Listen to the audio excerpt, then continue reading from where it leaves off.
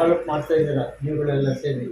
ನಿಮ್ಮ ಮಾತು ಕೇಳುವಂಥ ಮತದಾರರು ಯಾವ ಥರ ಬಿಹೇವ್ ಮಾಡ್ತಾರೆ ನಿಮಗೆ, ನಿಮ್ಮ ಬಗ್ಗೆ ಆಯಿತಾ. ಇವರು ಮೇಡಮ್ ಹೇಳಿದ್ರು ಅವ್ರು ಸ್ವಂತವಾಗಿ ಈಗ ಅವರೇ ಹೇಳಿದ್ರು ಏನೋ ನಮ್ಮ ಕ್ಷೇತ್ರದಲ್ಲಿ ಎಲ್ಲ ಥರ ಕೆಲಸ ಆಗಿದೆ ಅಂತ ಹೌದಲ್ವಾ. ಇಟ್ಕೊಂಡು ತಾವು ಮಾತಾಡ್ತಾರೆ. ಸರ್ ನಮಸ್ಕಾರ ಎಲ್ಲರಿಗೂ. ನನ್ನ ಹೆಸರು ಕೋಮಲಾ ಸೋಮಶೇಖರ್ ಅಂತ, ಕೊಡಗೇಳಿ ಗ್ರಾಮ ಪಂಚಾಯತಿ ಸದಸ್ಯರು.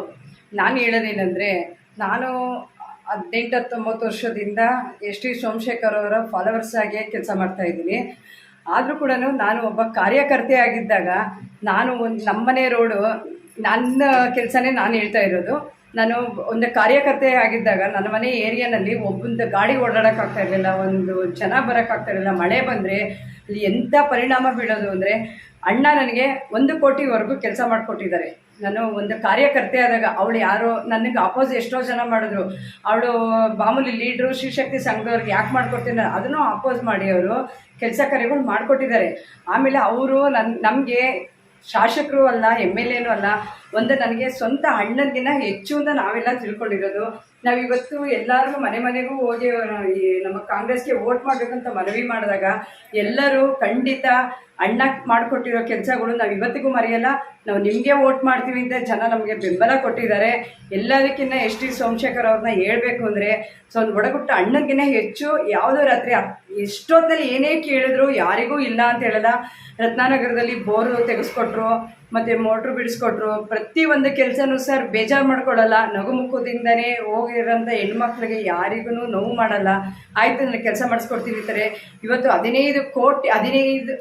15 ಕೋಟಿ ಸ್ಯಾನಿಟ್ರಿಗೆ ಸ್ಯಾಂಕ್ಷನ್ ಮಾಡಿಸ್ಕೊಂಡ್ಬಂದಿದ್ದಾರೆ. ಈಗ ನಮಗೆ ಜನಗಳಿಗೆ ಇರೋದಕ್ಕೆ ಗೊಂದಲ ಸ್ಯಾನಿಟ್ರಿದೆ ಸಮಸ್ಯೆ, ಆಮೇಲೆ ಕಸದ್ದು ಎಲ್ಲ ರೀತಿಯೂ ನಮಗೆ ಸಹಕರಿಸ್ತಾರೆ. ಅಂಥ ಮಹಾನುಭಾವ ಇನ್ನೂ ಇರೋವರೆಗೂ ಇನ್ನೂ 16 ವರ್ಷ ಅವರೇ ಇಲ್ಲಿಗೆ MLA ಆಗಿ ಬರಬೇಕು ಅನ್ನೋದು ನಮ್ಮೆಲ್ಲರ ಮನವಿ, ಆಸೆ.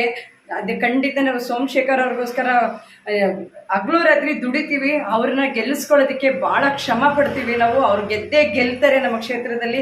ಅವ್ರು ಇರೋವರೆಗೂ ನಾವು ಯಾರಿಗೂ ಏನೂ ತೊಂದರೆ ಆಗೋದಿಲ್ಲ ಸರ್. ಅದಂತೂ ನಾನು ಹೇಳೋದಕ್ಕೆ ಭಾಳ ಖುಷಿ ಪಡ್ತೀವಿ. ಈಗ ತಾವು ಮತದಾರರಿಗೆ ಏನು ಹೇಳ್ತೀರಾ? ಮತದಾರರು ಏನು ಹೇಳ್ತಾರೆ, ಎಲ್ಲರೂ ಅಷ್ಟೇ, ಅದು ಯಾರೇ ಇರ್ಬೋದು, ಅವ್ರ ಮನೆಯಲ್ಲಿ ಒಂದು ಸತ್ತಿರಲಿ ಬದುಕಿರಲಿ, ಒಂದು ಶುಭ ಕಾರ್ಯ ಆಗಿರಲಿ, ಪ್ರತಿಯೊಬ್ಬರು ಮನೆಗೂ ಒಂದು ಸ್ಪಂದಿಸ್ತಾರೆ.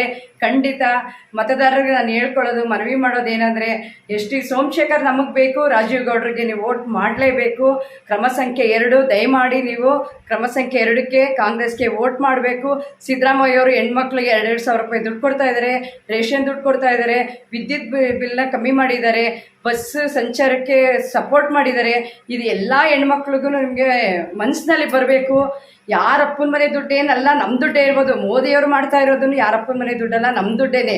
ಅದೇ ರೀತಿ ನೀವೆಲ್ಲರೂ ಮನಸ್ಸಿನಲ್ಲಿ ಇಟ್ಕೊಂಡು ಖಂಡಿತ ಎಸ್ ಟಿ ಸೋಮಶೇಖರ್ ಮುಖ ನೋಡಿಕೊಂಡು ರಾಜೀವ್ ಗೌಡ್ರನ್ನ ಬಹುಮತದಿಂದ ಗೆಲ್ಲಿಸಲೇಬೇಕು ಅಂತ ನಾನು ಮನವಿ ಮಾಡ್ತಾ ಇದ್ದೀನಿ.